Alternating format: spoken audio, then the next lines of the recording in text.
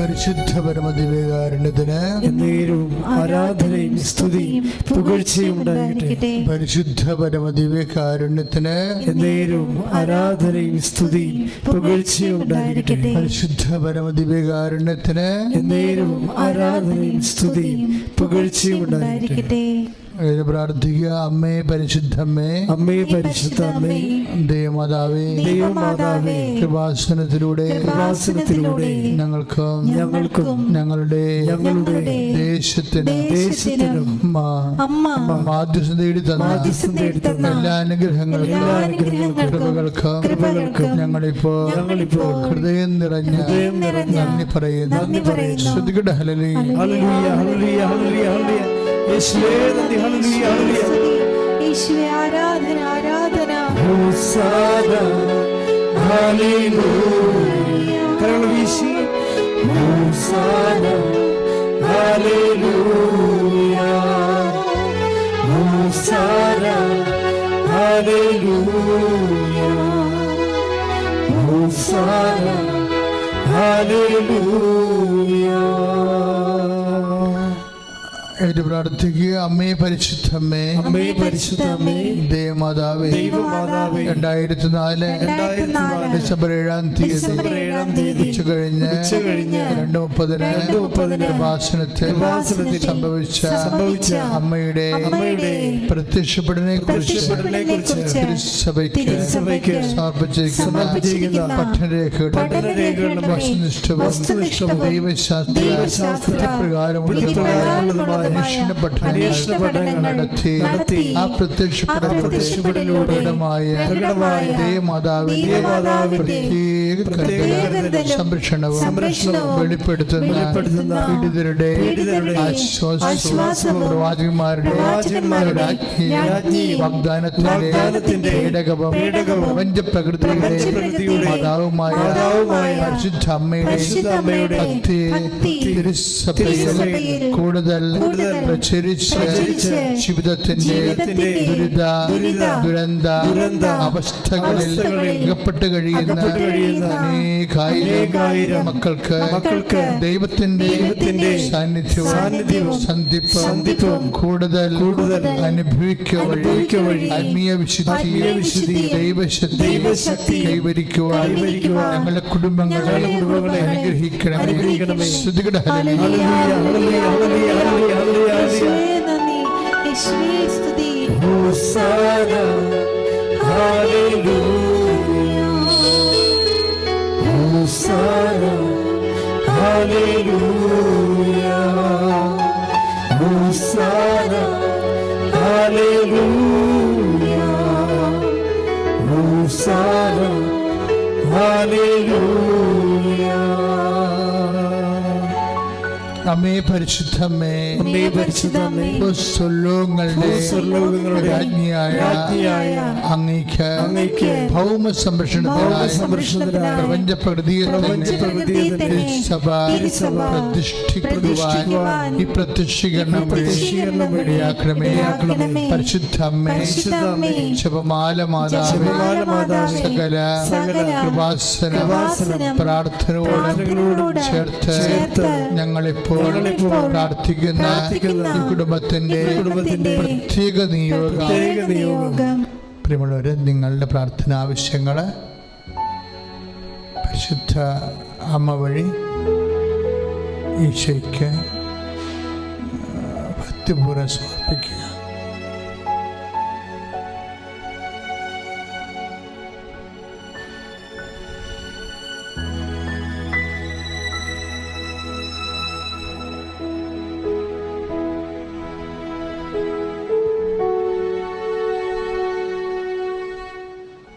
അമ്മയുടെ പ്രത്യക്ഷീകരണത്തിന്റെ അനുഗ്രഹവേളയിൽ ഞങ്ങൾക്ക് കനിയണമേ. ശ്രുതികട ഹല്ലേലൂയ, ഹല്ലേലൂയ, ഹല്ലേലൂയ, ഹല്ലേലൂയ, ഹല്ലേലൂയ. യേശുവേ ആരാധന, ആരാധന, ആരാധന. ഹല്ലേലൂയ, ഹല്ലേലൂയ, ഹല്ലേലൂയ, ഹല്ലേലൂയ. ഹോസാന, ഹല്ലേലൂയ, ഹോസാന, ഹല്ലേലൂയ, ഹോസാന, ഹല്ലേലൂയ ഹോസാന ഹല്ലേലൂയ. പരിശുദ്ധ പരമാദിവ്യകാരുണ്യത്തിന് നേരവും ആരാധനയും സ്തുതിയും പുകഴ്ചയും ഉണ്ടായിരിക്കട്ടെ. പരിശുദ്ധ പരമാദിവ്യകാരുണ്യത്തിന് നേരവും ആരാധനയും സ്തുതിയും പുകഴ്ചയും ഉണ്ടായിരിക്കട്ടെ. പരിശുദ്ധ പരമാദിവ്യകാരുണ്യത്തിന് നേരവും ആരാധനയും സ്തുതിയും പുകഴ്ചയും ഉണ്ടായിരിക്കട്ടെ. പ്രിയമുള്ളവരെ, നമ്മുടെ ജീവിതത്തിലെ എക്സോർവായി ഒരു മനുഷ്യൻ്റെ ജീവിതത്തിൽ അവർക്ക് അവരുടെ പ്രവർത്തികൾ മൂലം നേടിയെടുക്കാൻ പറ്റാത്ത കുറേ കാര്യങ്ങളുണ്ടാകും.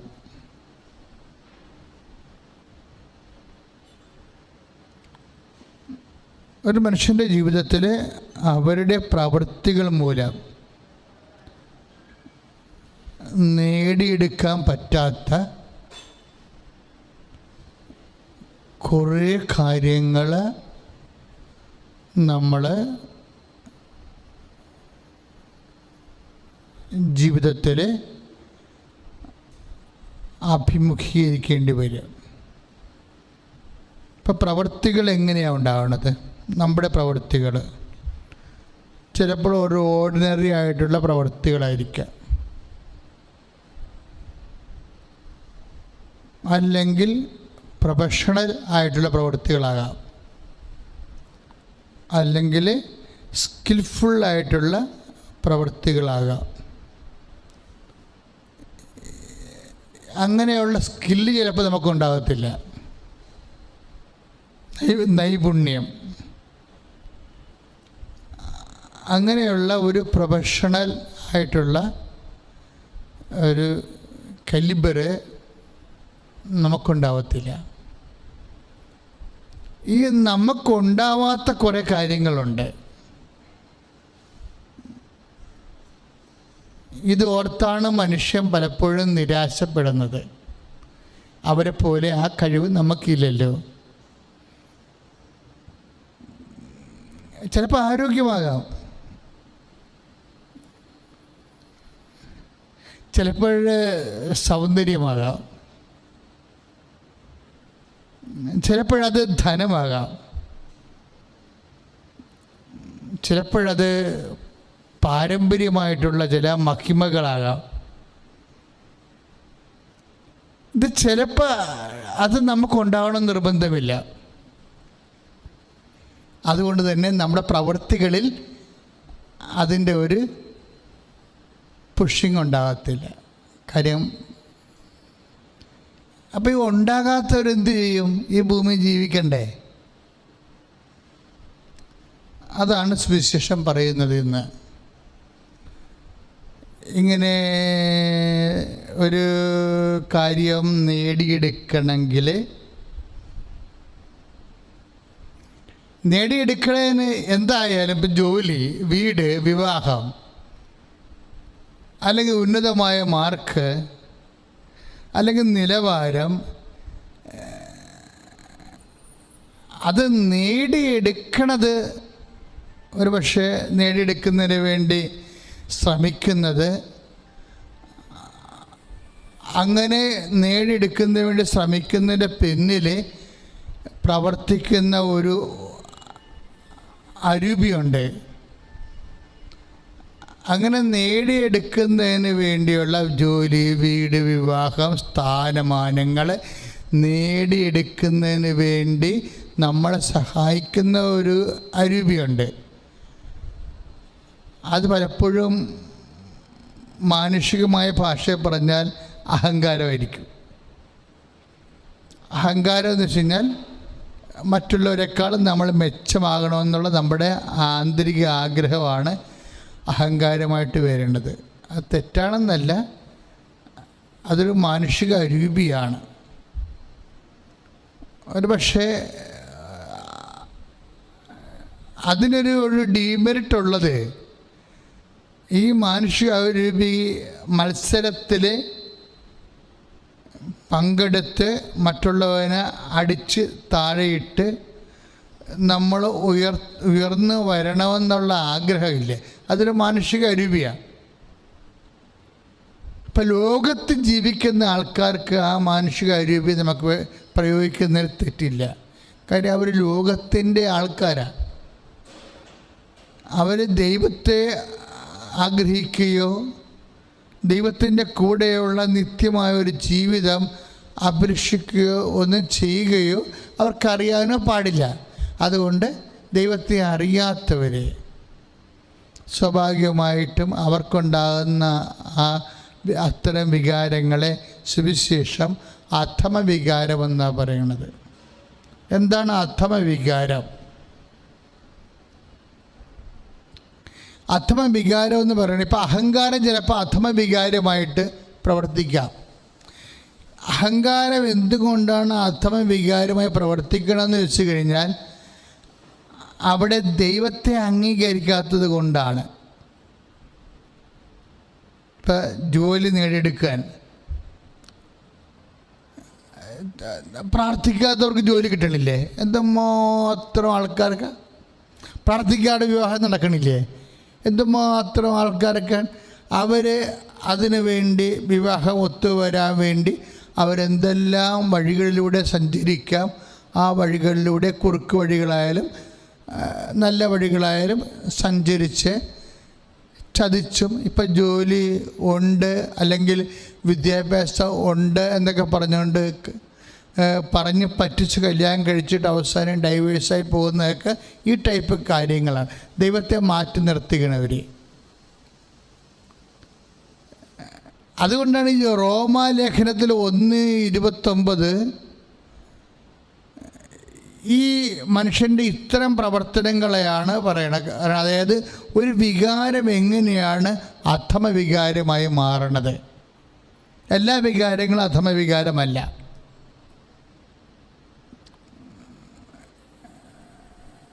എല്ലാ വികാരവും മനുഷ്യനുണ്ടാകുന്ന വികാരവും അധമവികാരമല്ല.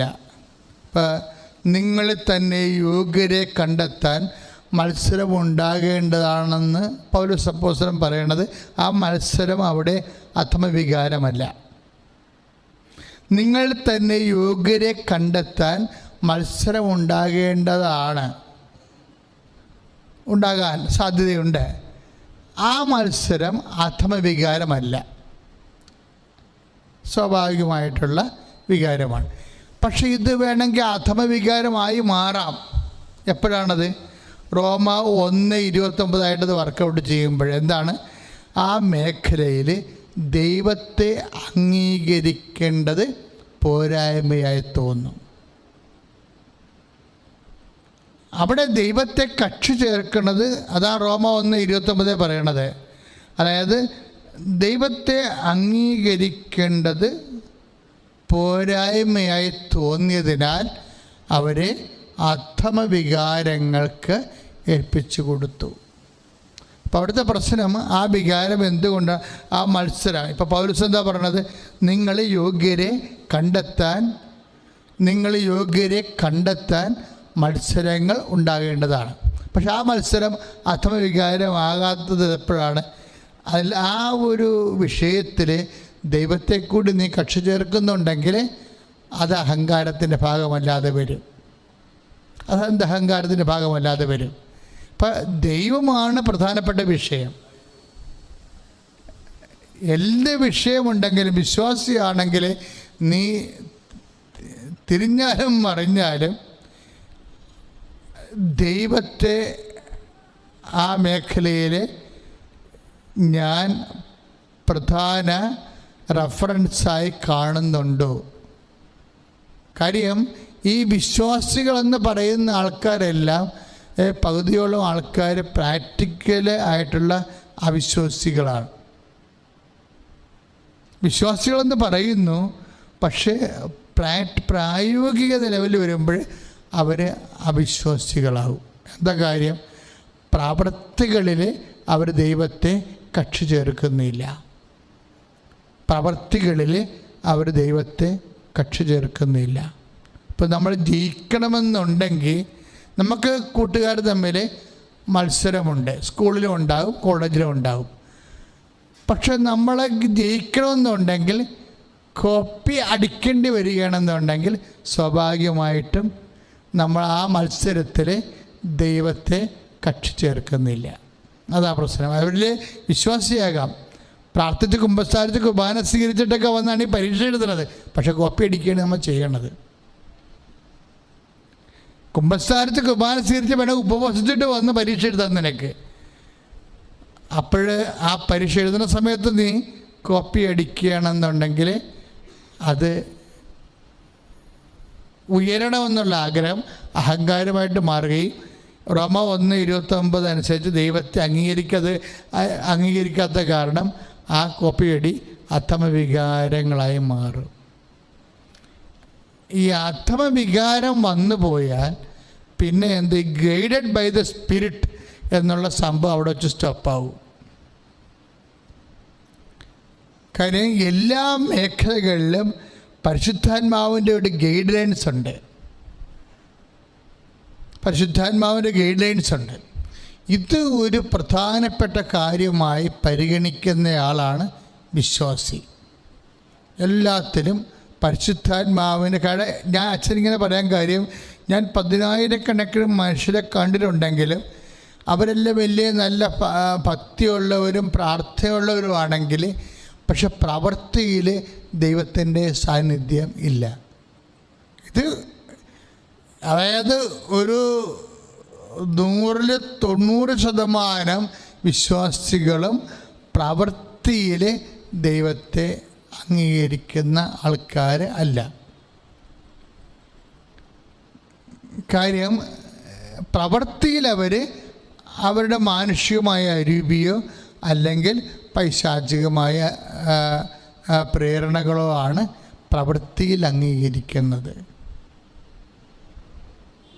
ഇപ്പം കുമ്പസാരിച്ച് കുർബാന സ്വീകരിച്ചതിന് ശേഷം കല്യാണ ക്ലാസ്സും കൂടി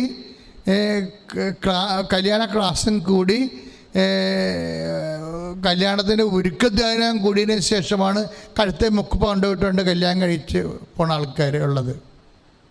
പറ്റിക്കല. ഈ പണികളെല്ലാം കാണിച്ചതിന് ശേഷമാണ് മുക്ക് കൊണ്ട കഴുത്തെ കൊട്ടിത്തൊക്കെ ചെറുക്കനെ പറ്റിച്ചുണ്ട് അവസാനം ഡൈവേഴ്സിലേക്ക് പോണത്. എല്ലാ ആധ്യാത്മിക ആചാരങ്ങളും അനുഷ്ഠാനങ്ങളുമൊക്കെ പാലിച്ചതിന് ശേഷമാണ് ഈ പണി മനുഷ്യൻ അപ്പം കാണിക്കുന്നത്. എന്ന് വെച്ചാൽ ഇവരുടെ വിശ്വാസ ജീവിതവും അവരുടെ പ്രവൃത്തികളും തമ്മിൽ ഒരിക്കലും യോജിക്കണില്ല. അത് അവരുടെ രീതി പ്രവൃത്തി. അപ്പം പിന്നെ എന്തിനാ പ്രാർത്ഥന? എന്തെങ്കിലും ദൈവത്തിൽ നിന്ന് ഒപ്പിച്ചെടുക്കാൻ വേണ്ടിയുള്ള ഒരു തരികിട പരിപാടിയായിട്ട് പ്രാർത്ഥന റെഡ്യൂസ് ചെയ്യും. ഇത് വരുത്തി വെക്കുന്ന ദുരന്തം നിത്യത വരെ അങ്ങ് നിലനിൽക്കുന്ന ദുരന്തമാണ്. നിത്യത വരെ നിലനിൽക്കുന്ന ദുരന്തമാണ്. അതുകൊണ്ട് എൻ്റെ സഹോദരങ്ങൾ ആത്മാർത്ഥമായിട്ട് പ്രാർത്ഥിക്കണം. അച്ഛനോട് ചേർന്ന് പ്രാർത്ഥിച്ച് നല്ലവനായ ഈശോയെ, നല്ലവനായ ഈശോയെ, നല്ലവനായ ഈശോയെ, നല്ലവനായ ഈശോയെ, ഞങ്ങൾ ചെയ്യുന്ന എല്ലാ പ്രവൃത്തികളിലും പരിശുദ്ധാത്മാവിൻ്റെ നിർദ്ദേശങ്ങളും അനുനയിക്കലും ഉണ്ടാകുന്നതിന് വേണ്ടി ഞങ്ങളെ പ്രത്യേകം അനുഗ്രഹിക്കണമേ. ഹല്ലേലൂയ, ഹല്ലേലൂയ, ഹല്ലേലൂയ, ഹല്ലേലൂയ. യേശുവേ നന്ദി, ഹല്ലേലൂയ, ഹല്ലേലൂയ. യേശുവേ സ്തുതി, ഹല്ലേലൂയ, ഹല്ലേലൂയ, ഹല്ലേലൂയ, ഹല്ലേലൂയ, ഹല്ലേലൂയ, ഹല്ലേലൂയ. നന്ദി, ആരാധന. ഹല്ലേലൂയ, ഹല്ലേലൂയ, ഹല്ലേലൂയ. യേശുവേ സ്തുതി, ഹല്ലേലൂയ, ഹല്ലേലൂയ, ഹല്ലേലൂയ. യേശുവേ സ്തുതി, യേശുവേ സ്തോത്രം. പരിശുദ്ധ പരമദിവ്യകാരുണ്യത്തിന് നേരവും ആരാധനയും സ്തുതിയും പുകഴ്ചയും ഉണ്ടായിരിക്കട്ടെ. അതിമനോഹരമായൊരു വചനം എഫേസ്യസ് ലേഖനത്തിലുണ്ട്. അച്ഛൻ ഈ പറഞ്ഞതിന് ശേഷം അതിന് ഉപോത്ബലമായി ഒരു അതിമനോഹരമായ വചനം. എന്താണ്? അത് നിങ്ങൾ നേടിയെടുത്തതല്ല, അപ്പോൾ നമ്മൾ നേടുന്നതിൽ പകുതി മാത്രമേ നമ്മളുടെ പരിശ്രമ ഫലമായി ഉള്ളൂ. ശ്രദ്ധിക്കണം, നമുക്ക് നേടാനുള്ളതിൻ്റെ പകുതി നമ്മുടെ പരിശ്രമ ഫലമല്ല. നിങ്ങൾക്ക് എന്ത് നേടാനായാലും, ഇപ്പോൾ സ്ഥലം വാങ്ങിക്കാനായാലും, ഒരു വലിയ ഉദ്യോഗം നേടാനായാലും, നമുക്ക് നേടാനുള്ളതിൻ്റെ പകുതി നമ്മളുടെ കഴിവിനെ അടിസ്ഥാനപ്പെടുത്തിയ കാര്യമല്ല. അതാണ് എഫേസ്യൻസ് 2:9. അതായത് 2:8 മുതലുണ്ടത്. അത് നിങ്ങൾ നേടിയെടുത്തതല്ല. പിന്നെ എന്താണെന്ന് പറയുന്നുണ്ട്. എന്താണ്? നമ്മൾ നേടിയെടുത്തതല്ല. പണം കൊണ്ടോ, പ്രതാപം കൊണ്ടോ, പാരമ്പര്യം കൊണ്ടോ, സൗന്ദര്യം കൊണ്ടോ, ആരോഗ്യം കൊണ്ടോ, നമ്മളുടെ യോഗ്യത കൊണ്ടോ നേടിയെടുത്തതല്ല. അപ്പോൾ നമ്മൾ യോഗ്യത കൊണ്ട് നേടിയെടുക്കാത്ത കാര്യങ്ങളും ജീവിതത്തിൽ നമ്മൾ നേടുന്നുണ്ട്. അതാണ് എഫേസ്യസ് 2:8 ബി പോയിന്റ്. അത് നിങ്ങൾ നേടിയെടുത്തതല്ല. പിന്നെന്താണ്? ദൈവത്തിൻ്റെ ദാനമാണ്. ദൈവത്തിൻ്റെ ദാനമാണ്. അപ്പം ദൈവത്തിൻ്റെ ദാനത്തിൽ അടിസ്ഥാനപ്പെടുത്തിക്കൊണ്ടാണ് ജീവിതത്തിൽ ഭൗതികമായ കാര്യങ്ങൾ പോലും ഉള്ളത്. അപ്പം ദൈവത്തിൻ്റെ ദാനത്തിലെ അടിസ്ഥാനപ്പെടുത്തിയിട്ടുള്ള ഭൗതികമായ കാര്യങ്ങളിൽ പോലും ദൈവത്തിൻ്റെ ദാനമുണ്ടെങ്കിൽ അപ്പോൾ തന്നെയൊക്കെ മനസ്സിലാക്കാം അത് നമ്മുടെ യോഗ്യതയല്ലെന്ന്. നമ്മുടെ യോഗ്യത. ഇപ്പോൾ ഒരു വിഷയത്തിന് നമ്മൾക്കൊരു നിസ്സഹായത വന്നാൽ, യോഗ്യത നഷ്ടപ്പെട്ടാൽ നിങ്ങൾ പതറേണ്ട കാര്യമില്ല. This is my particular point. ഇത് പറയാനാണ് ഞാൻ ഇത്രയും വളച്ചുകെട്ടി വന്നത്. അതായത് നിങ്ങളുടെ ജീവിതത്തിൽ ഏതെങ്കിലും ഒരു വിഷയത്തിന് നിങ്ങളുടെ യോഗ്യത നഷ്ടപ്പെട്ടാൽ നിങ്ങൾ പതറേണ്ട കാര്യമില്ല. ഇപ്പം റാങ്ക് ലിസ്റ്റിൽ ഇപ്പം നമുക്ക് 240 പേരെ വേണം ഗവൺമെൻറ്റിന്. നിങ്ങളുടെ റാങ്ക് നമ്പർ 390. അപ്പോൾ നിങ്ങളുടെ യോഗ്യത പോയി, നിങ്ങൾ ഔട്ടായി. പക്ഷേ കർത്താവിന് ഈ ഒരു ജോലി മാത്രമല്ല. ഇനി കൃപാസനത്തിൻ്റെ എക്സ്പീരിയൻസ് നോക്കുകയാണെങ്കിൽ ഭയങ്കര വിറ്റാണ്. എന്ന് വെച്ച് കഴിഞ്ഞാൽ നിന്നെ ആ ജോലി പ്രവേശിക്കണമെങ്കിൽ ദൈവത്തിന് വേണമെങ്കിൽ നിൻ്റെ യോഗ്യത നഷ്ടപ്പെടുത്തിയ ആളെ അവിടുന്ന് എടുത്തിട്ട് അവൾക്കോ അവനെയോ അതിനേക്കാൾ യോഗ്യതയുള്ള സ്ഥലത്തേക്ക് പ്ലേസ്മെൻറ്റ് ചെയ്തിട്ട് നിന്നെ അവിടെ പ്ലേസ് ചെയ്യാൻ പറ്റും. ഇങ്ങനെ എത്ര സാക്ഷ്യങ്ങളാണ് നമ്മളിവിടെ കേട്ടത് ഈ ആൾത്തറയിൽ. ഞാൻ തന്നെ ഞെട്ടിപ്പോയിട്ടുണ്ട്. കാര്യം ഞാൻ ചിന്തിക്കാത്ത ഒരു മേഖലയാണ്. ഞാൻ എന്തെങ്കിലും നിങ്ങളോട് സംസാരിക്കുന്നുണ്ടെങ്കിൽ അതൊരു സങ്കല്പത്തിൽ നിന്നുള്ള സംസാരമല്ല, മറിച്ച് അനുഭവത്തിലൂടെ, അനേകായിരങ്ങളുടെ അനുഭവത്തിലൂടെ ഞാൻ വിവേചിച്ച് മനസ്സിലാക്കിയ ദൈവത്തിൻ്റെ പ്രവർത്തന രീതികളാണ്. ദൈവത്തിൻ്റെ പ്രവർത്തികളെന്നാണ് പറയണത്. ഇപ്പം നമ്മൾ അത് പ്രവർത്തികളുടെ ഫലമല്ല. തന്മൂലം ആരും അഹങ്കരിക്കേണ്ടതില്ല. അപ്പം അത് എഫേസ്യസ് 2:9. അത് ആടെ പ്രവൃത്തിയാണ്. അതായത് നമ്മുടെ പ്രവർത്തികളുടെ ഫലമല്ലെന്ന്. അപ്പം നമ്മളുടെ പ്രവർത്തികളുടെ ഫലം നമ്മുടെ യോഗ്യതയുടെയും കപ്പാസിറ്റിയുടെ ഫലമാണ്. അതിൻ്റെ അപ്പുറത്തും കർത്താവ് നമുക്ക് വേണ്ടി പ്രവർത്തിക്കുന്ന ദൈവത്തിൻ്റെ കൃപയുടെ വഴികളുണ്ട്, കാരുണ്യത്തിൻ്റെ. അത് താഴേക്ക് വരുമ്പോൾ നാം ദൈവത്തിൻ്റെ കരവേലയാണ്. നാം ചെയ്യാൻ വേണ്ടി ദൈവം മുൻകൂട്ടി ഒരുക്കിയ സൽപ്രവൃത്തികൾക്കായി യേശുക്രിസ്തുവിൽ സൃഷ്ടിക്കപ്പെട്ടവരാണ്. അതായത് എഫേസ്യസ് 2:10. അപ്പോൾ ആ ഒരു പ്രത്യേക സംഭവം, അല്ലെങ്കിൽ ആ ഒരു ജീവിത പങ്കാളി, അല്ലെങ്കിൽ ഇപ്പം നിനക്ക് ലഭിക്കാൻ പോകുന്ന ഇപ്പം ചില കുഞ്ഞുങ്ങൾ ചില സമയത്ത് അത് ഗർഭത്തിൽ വെച്ച് തന്നെ അബോട്ടായി പോകും. അത് നീ നിരാശപ്പെടേണ്ട കാര്യമില്ല. അടുത്ത കുഞ്ഞായിരിക്കും, ചിലപ്പോൾ നിനക്ക് ദൈവം തന്നിരിക്കണം, മുൻകൂട്ടി നിശ്ചയിച്ചിരിക്കണമായിരിക്കും. അത് ആദ്യത്തെ കുഞ്ഞ് ദൈവത്തിൻ്റെ പദ്ധതി കാണത്തില്ല. അപ്പം നീ കന്നേക്കാളെ കരഞ്ഞിട്ട് കാര്യമില്ല. ഇപ്പം നീ പ്രഗ്നൻ്റ് ആയിരുന്നു, ആ ഒരു കുഞ്ഞ് മരിച്ചുപോയി. അയ്യോ, ഞാൻ ഇത്രയും പ്രാർത്ഥിച്ചിട്ട് കൊന്തയും ചൊല്ലി കിടന്നിട്ടും അവസാനം വയറെ കുറിച്ചിട്ടും കുഞ്ഞ് മരിച്ചു പോയില്ല എന്ന് ഓർത്തണ്ടേ? അങ്ങനെ നീ ഓർക്കേണ്ട കാര്യമില്ല. ആ കുഞ്ഞ് മുൻകൂട്ടി നിശ്ചയിച്ച സൽപ്രവൃത്തി ചിലപ്പോൾ ദൈവത്തിൻ്റെ പദ്ധതിയുടെ ഭാഗമായി കാണത്തില്ല. അപ്പോൾ നിനക്ക് അടുത്ത കുഞ്ഞിനെ കർത്താവ് തരും. വേറെ കാര്യമൊന്നുമില്ല ഇതിൻ്റെ അകത്ത്. ആവശ്യമില്ലാത്ത ഒരു ടെൻഷൻസും ഇല്ലെന്നാണ് എൻ്റെ അർത്ഥം. ഇതാണ് എഫെസ്യസ് 2:18 പറയണത്. പ്രാർത്ഥിക്കുക, കർത്താവായ ദൈവമേ, പലപ്പോഴും അങ്ങയുടെ പ്രവൃത്തികളുടെ വിധമറിയാതെ തിരുമനസ് മനസ്സിലാക്കാതെ അപ്പോഴപ്പോഴുള്ള പരാജയങ്ങളിലെ ഞാൻ പതറിപ്പോയിട്ടുണ്ട്. കർത്താവേ, പരിശുദ്ധാത്മാവിനാൽ എന്നെ നയിച്ച് വഴികളെക്കുറിച്ച് ബോധ്യപ്പെടുത്തി അന്തരംഗത്തെ സന്തോഷിപ്പിക്കണം. ശ്രദ്ധിക്കട്ടെ. ഹല്ലേലൂയ, ഹല്ലേലൂയ, ഹല്ലേലൂയ, ഹല്ലേലൂയ, ഹല്ലേലൂയ. യേശുവേ നന്ദി. ഹല്ലേലൂയ, ഹല്ലേലൂയ, ഹല്ലേലൂയ, ഹല്ലേലൂയ, ഹല്ലേലൂയ, ഹല്ലേലൂയ, ഹല്ലേലൂയ.